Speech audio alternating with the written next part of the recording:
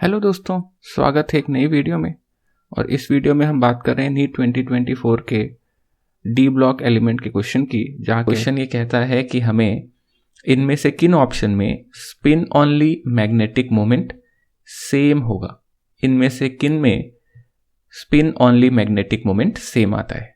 तो spin only magnetic moment same आने के लिए कंसेप्ट ये है कि spin only magnetic moment is mu and mu is equal to under root n plus 2 4 magneton।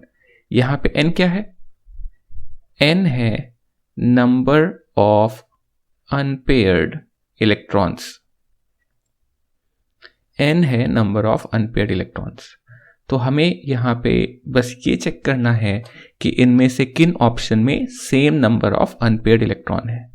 तो ये सारे एलिमेंट अगर आप ध्यान दें तो ये डी ब्लॉक एलिमेंट्स हैं। तो इनके लिए इलेक्ट्रॉनिक कॉन्फ़िगरेशन लिख के और फिर अनपेयर्ड इलेक्ट्रॉन निकालना पड़ेगा। तो देखें, सबसे पहले स्कैंडियम, तो मैं पूरा डी ब्लॉक ही एक साथ लिख देता हूं। Scandium, titanium, vanadium, chromium, manganese, iron, cobalt, nickel, copper, zinc. और इनका इलेक्ट्रॉनिक कॉन्फ़िगरेशन लिखने के लिए हमें एटॉमिक नंबर पता होना चाहिए। तो स्कैंडियम होगा 21, titanium 22, then vanadium 23, chromium 24, manganese 25, iron 26 हो गया, कोबाल्ट हो गया 27, निकल हो गया 28, कॉपर हो गया 29 और जिंक हो गया 30। अब इलेक्ट्रॉनिक कॉन्फ़िगरेशन लिखने के लिए हम आर्गन तक देखते हैं। तो आर्गन तक 18 और उसके आगे 18 तक हो गया, 3 और चाहिए तो वो होगा 4s2 3d1।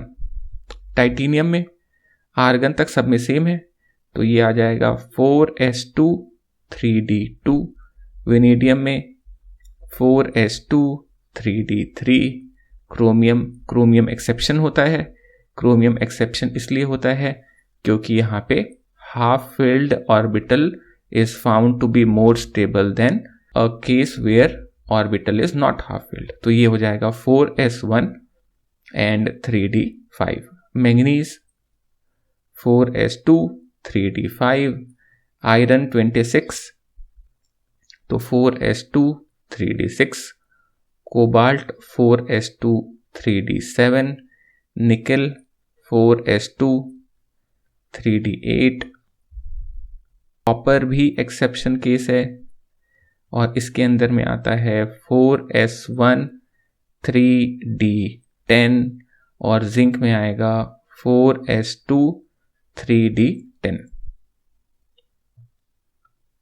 ओके, अब हमें बनाना है, देखिए ई ऑप्शन में स्कैंडियम +3। तो स्कैंडियम +3 में 3 इलेक्ट्रॉन हमें बाहर निकालने होंगे स्कैंडियम से। और जब इलेक्ट्रॉन निकाल रहे होते हैं हम तो पहले 4s ऑर्बिटल से निकलता है, फिर 3d से। इसका मतलब जिसका n ज्यादा होगा उससे इलेक्ट्रॉन पहले निकलेगा और उसके बाद फिर जो ऑर्बिटल है जिसमें कम n है वहां से निकलेगा।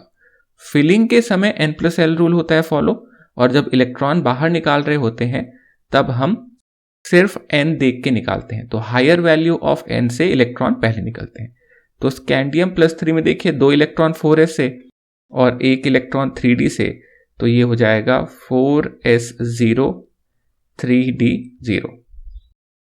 क्योंकि कोई भी अनपेयर्ड इलेक्ट्रॉन नहीं है डी के अंदर में, तो यहाँ पे कोई भी अनपेयर्ड इलेक्ट्रॉन नहीं होगा, तो नो अनपेयर्ड इलेक्ट्रॉन, तो म्यू इज इक्वल टू 0। इसको कहते हैं डायमैग्नेटिक कंपाउंड। इसके बाद है देखिए ए ऑप्शन में टाइटेनियम +3। तो टाइटेनियम +3 में 3 इलेक्ट्रॉन 2 और 1, तो ये आ जाएगा 4s0 3d1। तो डी ऑर्बिटल के अंदर अगर हम देखें तो 1 इलेक्ट्रॉन है, यानी कि n is equal to 1। Then है क्रोमियम +2। क्रोमियम +2 के अंदर में 3 इलेक्ट्रॉन निकालना होगा। तो पहले 1 इलेक्ट्रॉन निकाला 4s से, तो 4s0 और फिर 3d से बचे हुए 1 इलेक्ट्रॉन, तो 3d4। तो अगर हम कॉन्फ़िगरेशन लिखें तो देखिए 1 2 3 4 एंड 5, जिसके अंदर 4 इलेक्ट्रॉन फिल करने हैं। तो 1 2 3 एंड 4, तो यहाँ n इक्वल टू आ गया 4 अनपेयर्ड इलेक्ट्रॉन्स हैं। देन है मैंगनीज +2। मैंगनीज +2 के अंदर में 2 इलेक्ट्रॉन 4s से और फिर 3d से, एक तो आता है 4s0 3d5, तो 5 अनपेयर्ड इलेक्ट्रॉन होंगे। तो 1 2 3 4 एंड 5, तो n इज इक्वल टू आ जाएगा 5। देन इसके आगे है आयरन +2, आयरन +2 Fe+2। तो इसके अंदर 2 इलेक्ट्रॉन निकालने के बाद देखें 4s0 एंड 3d6, तो वी हैव 1 2 3 4 5 एंड 6। तो 5 ऑर्बिटल थे जिसमें 6 इलेक्ट्रॉन भर दिए, तो 4 ऑर्बिटल हाफ फिल्ड हैं, यानी n equal to 4 unpaired electron इसके अंदर में आ जाएंगे। अब इनमें करना है हमें कंपेयर, और उसके बाद हमें ये बताना है कि किसमें same number of unpaired electron आ गए। देखिए same number of unpaired electron आ रहे हैं क्रोमियम +2 में और Fe+2 में। तो क्रोमियम +2 और Fe+2 हो गए B एंड D। तो B एंड D किस में आ रहा है?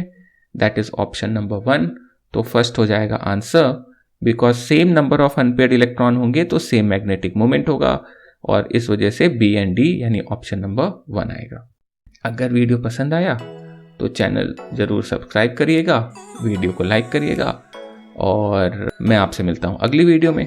तब तक के लिए bye bye and take care.